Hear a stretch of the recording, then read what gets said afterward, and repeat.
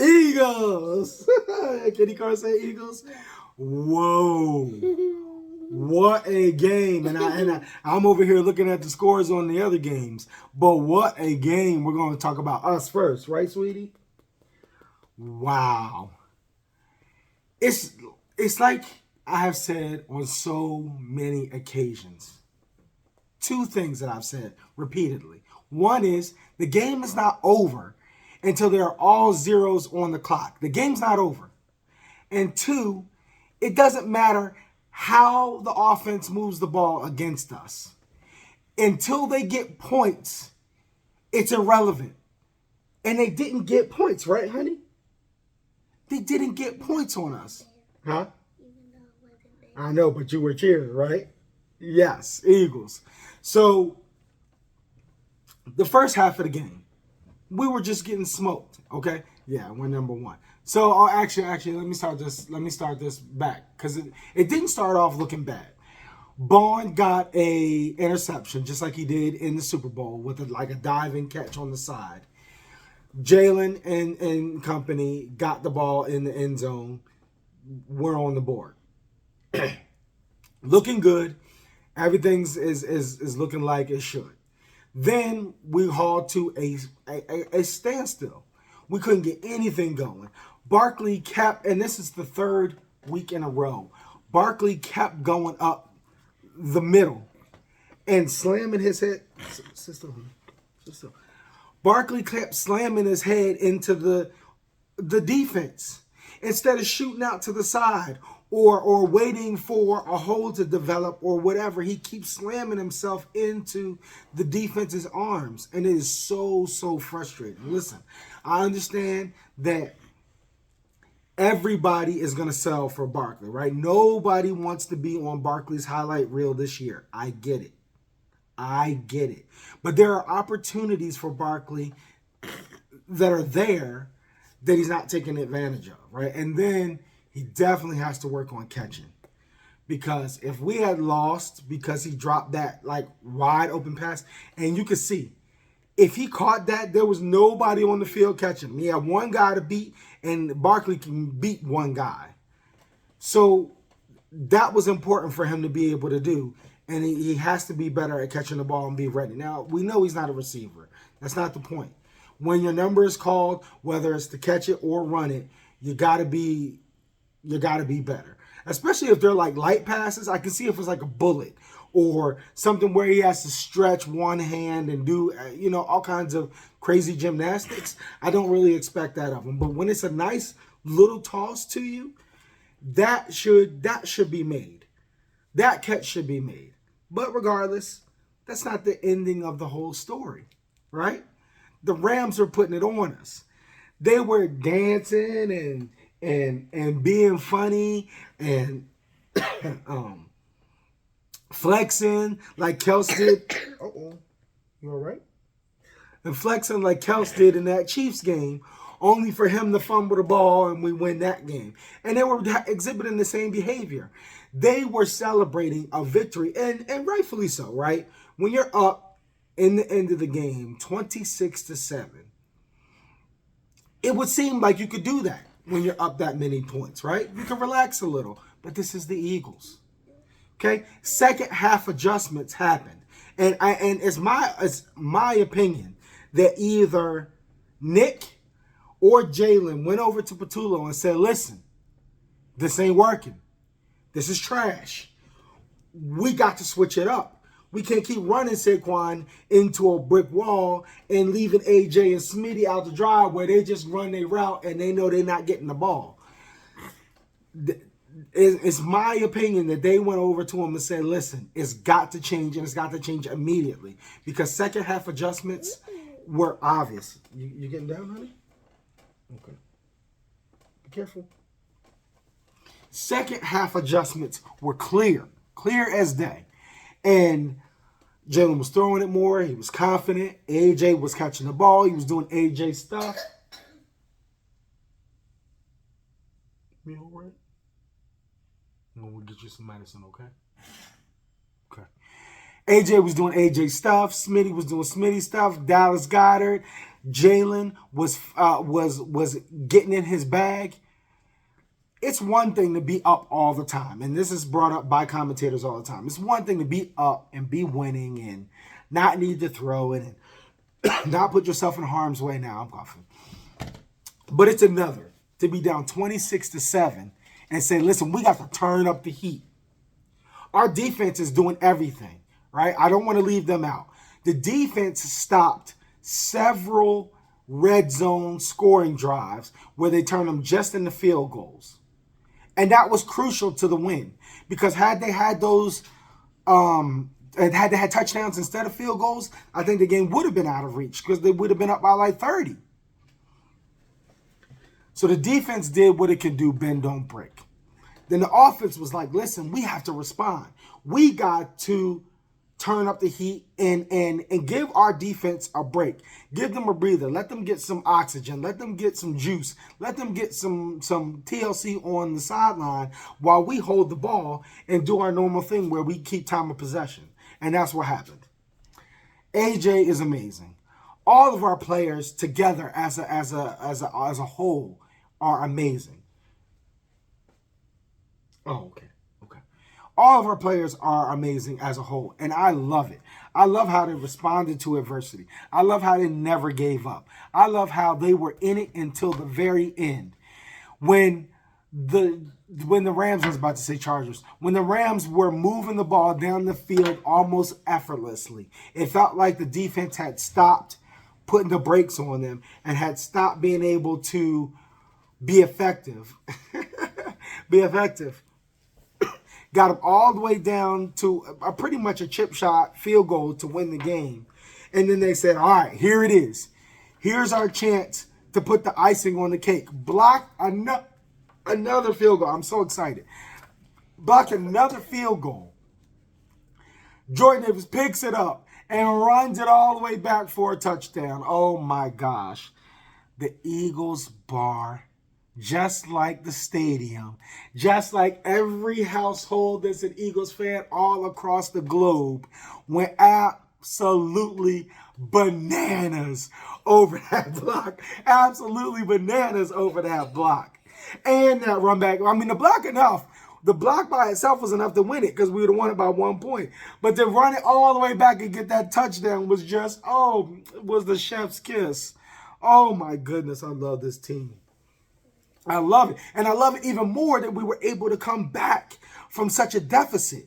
Because it had been like, I don't know how many games that somebody had this stat the other day where it had been so many games since we were never even down in the second half.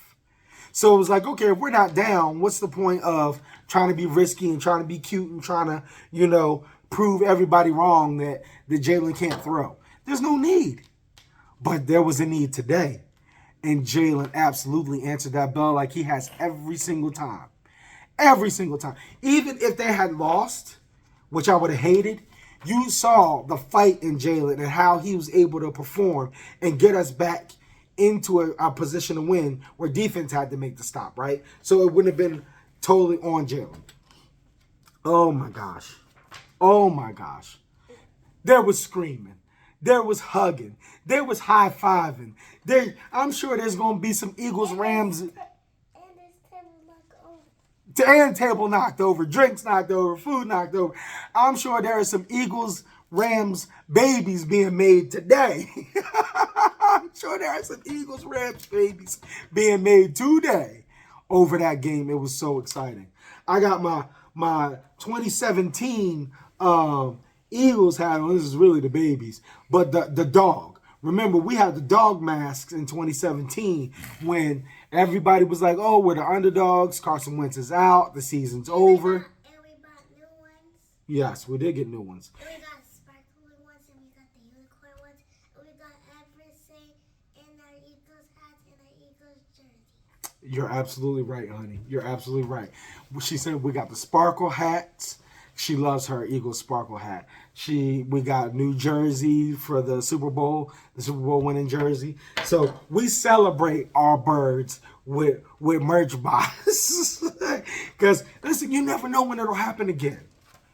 You never know if your team will ever make it back. You hope for the best, but you never know. There are teams in the NFL who have never been to the Super Bowl, let alone won them. So you never know what fate has for you. Now, our team is great, but I'm not one of those people who likes to count the chickens before they're hatched. We might not make it. This is week 3. I said, hey, we might lose some. We might do this, that, and the other. You don't really know. So it's good to be on the other side of that, where you're winning and you're doing the things necessary to win, playing better, making adjustments, and doing all the stuff. But you never know in this league. You absolutely never know. So here's how you never know. Okay? The Bengals lost 48-10, but Joe Burrow is out. So, what can you expect there? I think the expectations are low for that. The Jaguars beat the Texans. The Colts with Daniel Jones, 41-20 on the Titans. The Commanders beat the Raiders without Jaden Daniels. Don't know if that says something great about the Commanders or something bad about the Raiders. I don't know. It's week 3. The Eagles, of course, beat the Rams. But the Rams have been undefeated and are, for all intents and purposes, a great team. Like, you can't take anything away from the Rams today with this loss. They're a great team. They just happen to run into the brick wall that is the Eagles. The Falcons. The Falcons. 0 points to the Panthers. 30-0. Oh, my God. I know the city of Atlanta is going to be on suicide watch after that one. It's crazy. Yeah, and they lose their voice. I lost mine earlier. The Steelers beat the Patriots. No big surprise there. But, yes. We was doing all the things. Even though I wasn't there, but I was still cheering. You were still cheering? Yes, and I was still happy. I was trying to run to that game and then smack that wall. and then I wanted to smack the whole wall. Oh my goodness, I love you, honey. And then smack the whole wall. So hold on 1 second. So the Browns beat the Packers. Wait a minute now.